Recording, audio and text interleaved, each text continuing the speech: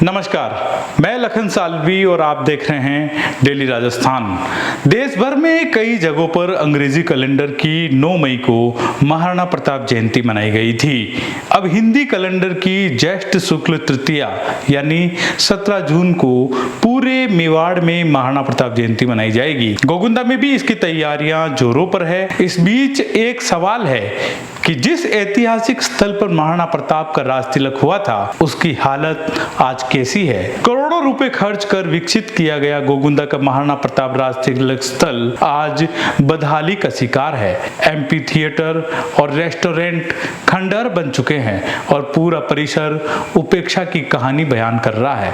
तस्वीरें देख सकते हैं आप, ये एमपी थिएटर है, इसकी हालत ये हो गई है। यहाँ पर 2 बार रिनोवेशन के काम हो चुके हैं, मगर तस्वीरें कुछ ऐसी बीच में हुई थी, फिर बदली थी और फिर से जो है वो तस्वीरें ऐसी हो गई है। आपको बता दें कि गोगुंदा ऐतिहासिक गांव है।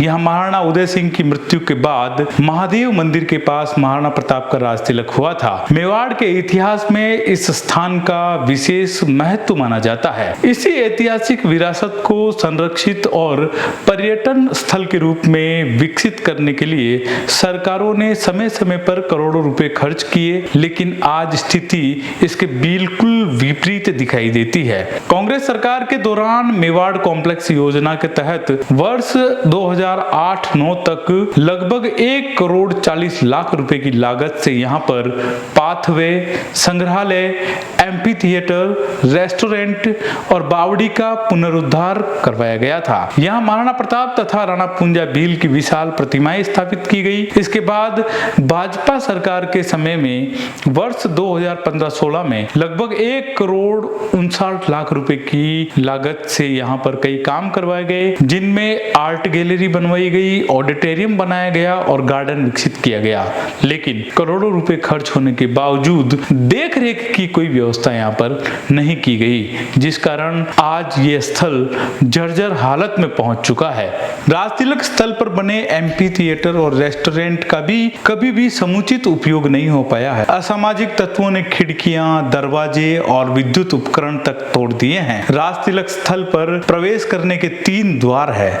तीनों प्रवेश द्वार अधिकांश समय खुले रहते हैं, जिसके कारण परिसर आवारा पशुओं और असामाजिक गतिविधियों का केंद्र बन गया है। लॉकडाउन के दौरान बनाए गए ओपन जिम के उपकरण भी अब केवल अवशेष के रूप में ही दिखाई देते हैं। जानकारी के अनुसार कुछ वर्षों तक इस स्थल की देखरेख नरेंद्र सेवा संस्थान द्वारा की गई थी। बाद में इसे पूरी तरीके से पर्यटन विभाग के अधीन कर दिया गया। वर्तमान स्थिति ये है कि परिसर में बिजली और पानी जैसी मूलभूत सुविधाओं का भी अभाव है। पानी नहीं मिलने के कारण गार्डन सूख चुका है और रात के समय में पूरा परिसर जो है वो अंधेरे में डूबा रहता है। वर्ष 2017 में राजस्थान धरोहर संरक्षण एवं प्रोन्नति प्राधिकरण के जो अध्यक्ष थे ओंकार सिंह लखावत, उन्होंने ऐसे स्थलों की देखरेख के लिए उपखंड स्तरीय पर्यटन विकास समिति के गठन करने के निर्देश दिए थे। समिति का गठन तो हुआ, लेकिन उसके पास कोई बजट नहीं है। देखरेख और संरक्षण के लिए कई प्रस्ताव भेजे गए हैं, लेकिन अब तक उन पर कोई अमल नहीं किया गया है। मतलब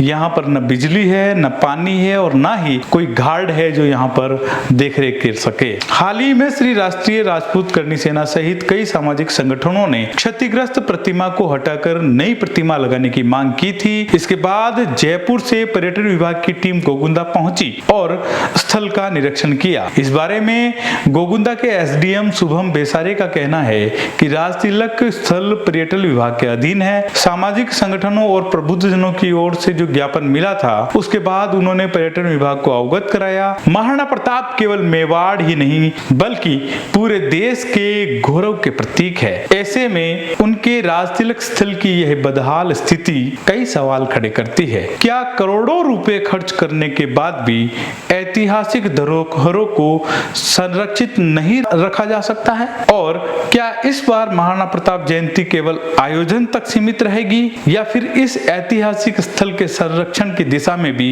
कोई ठोस कदम उठाए जाएंगे? राज तिलक स्थल को विकसित करने के लिए यहाँ अब तक 3.5 करोड़ रुपए से अधिक रुपए खर्च किए गए हैं। आपसे एक सवाल है, यहाँ हुए विकास कार्यों को किसने तहस नहस किया?